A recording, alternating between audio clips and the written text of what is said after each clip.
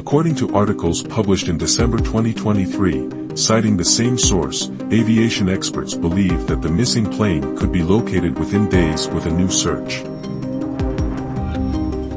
Without delving too deeply into technical details, this video summarizes the study and the hypotheses presented by the two aviation experts.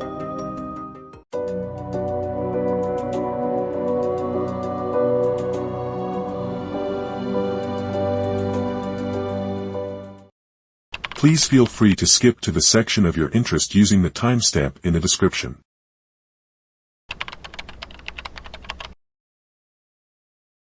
Jean-Luc Marchand, a retired program manager on air traffic management innovation and validation, holds a master's degree in automation from the Institut Polytechnique de Grenoble and a master's degree in digital image processing from the École Supérieure de Télécommunications de Paris. From 2016 to 2021, he worked on the MH370 case as part of the Captio initiative.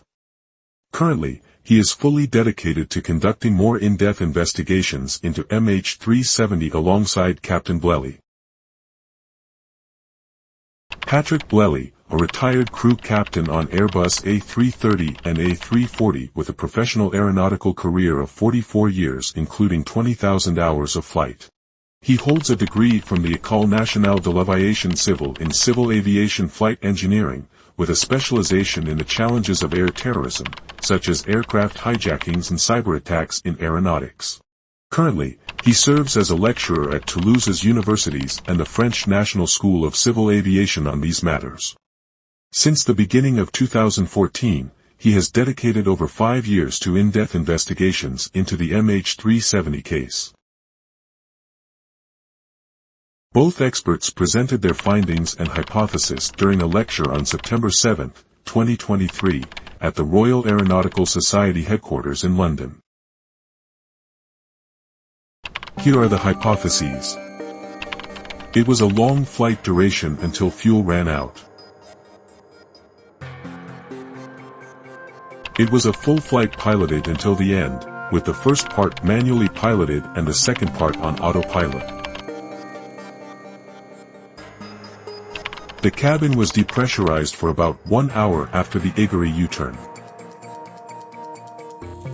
The pilot in command desires not to be tracked and found. It was a controlled ditching intended to minimize debris. This study demonstrates that all actions developed herein can only be performed by an experienced pilot. In this study, the reconstructed trajectory was broadly broken down into 3 segments.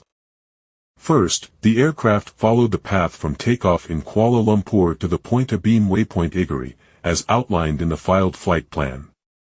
This was 100% confirmed. Second, from IGARI to 10 nautical miles after Mecca, the reconstructed trajectory was nearly certain. Third, the trajectory was computed for the remaining portion till the end of the flight, and it matched all Inmarsat data. We will now go through each of these segments and discuss their key points from this study, starting from the Abeam waypoint IGARI. Abeam waypoint IGARI, the transponder was manually switched to standby, making the aircraft disappear from the screens of the civil air traffic controllers. This was a good time to make the aircraft disappear, as IGARI is a transfer of control point on the border of the regions managed by Kuala Lumpur Air Traffic Control and Ho Chi Minh Air Traffic Control. This occurred shortly after MH370 signed off from Kuala Lumpur Control and was instructed to contact Ho Chi Minh Air Traffic Control on the radio frequency of 120.9. Besides what is covered in this study, I personally observed that there was no readback on the instructions to contact Ho Chi Minh Control and the assigned frequency. The right turn towards waypoint Baitad was interrupted and was shortly followed by a U-turn to the left. This U-turn is considered to have started earlier than the official entry point defined in the Malaysian official report, most likely just after overshooting waypoint IGARI. The initial turn was executed with a 25 degrees bank angle. However, sustaining the turn at this banking would pose a problem. All simulations demonstrated that, with the autopilot engaged, the turn is performed at a maximum angle of 25 degrees and that the trajectory either enters the Thai ADIZ or passes very close to its boundary. An Air Defense Identification Zone or ADIZ is a region of airspace in which a country seeks to identify, locate, and control aircraft in the interest of national security. It is declared unilaterally and may extend beyond a country's territory to provide the nation with more time to respond to potentially hostile aircraft. As the risk of trespassing the Thai ADIZ is considered too high to keep the autopilot engaged, and since the banking angle should be above 25 degrees, the turn was most probably achieved through manual piloting. The turn was performed manually as the military radar track shows a geometrical shape of a turn with a banking up to its maximum of about 38 degrees. This is incompatible with a standard lateral navigation maneuver which limits the banking to 25 degrees. Therefore, the aircraft successfully avoided the Thai ADIZ. After completing the U-turn at the official exit point, the person in command carried out a series of technical actions to make the aircraft cease emitting any detectable signal and remain electromagnetically silent. For a pilot, the simplest and most effective way to ensure that all systems are switched off at once is to disconnect the electrical circuits from the 4 generators, main and backup. This assumes that the APU rotating knob had been turned on and then off just after to prevent its auto restart.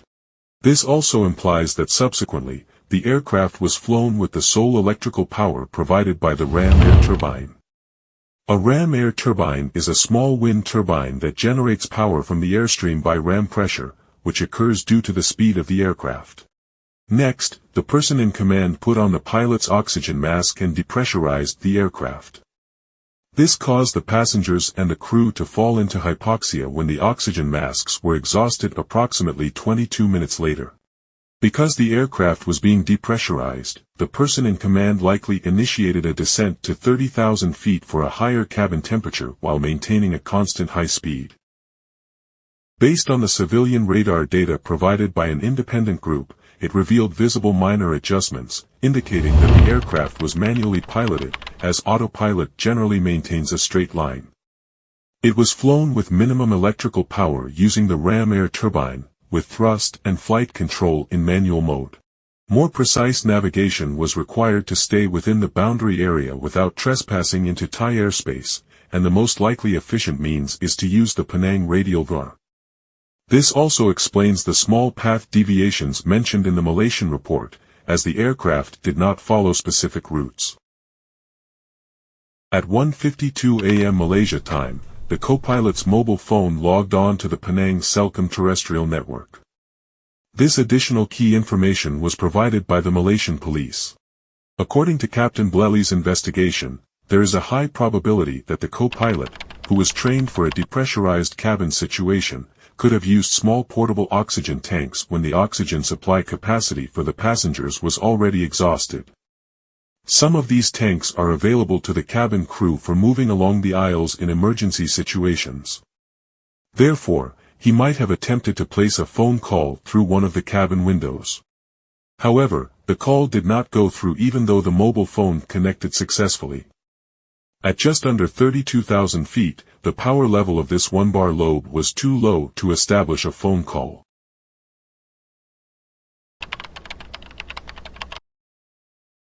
At 8:11 a.m. Malaysia time, the aircraft was at Arc 6 with both engines running. The remaining fuel, about 800 kilograms, was not evenly distributed between the tanks, as the right engine consumed more than the left one. A minute later, the right engine flamed out due to fuel shortage in the right tank.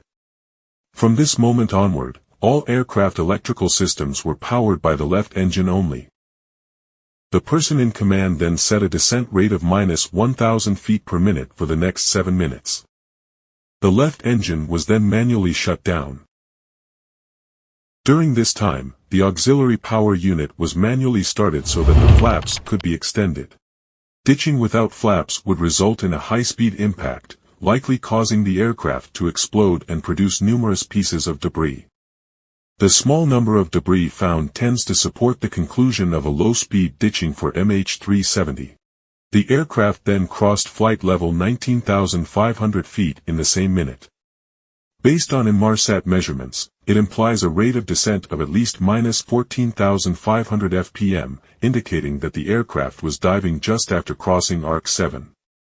The person in command recovered from this unexplained dive, and the aircraft continued its controlled gliding descent before executing a proper ditching.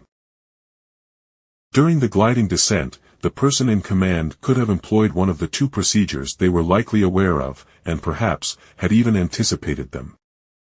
Either a descent with the two engines inoperative at Boeing's recommended indicated airspeed of 270 knots, called drift down two engines inoperative, with a descent rate of about 2,200 feet per minute, or a minimum drag glide at 210 knots with a descent rate of about 1,150 feet per minute.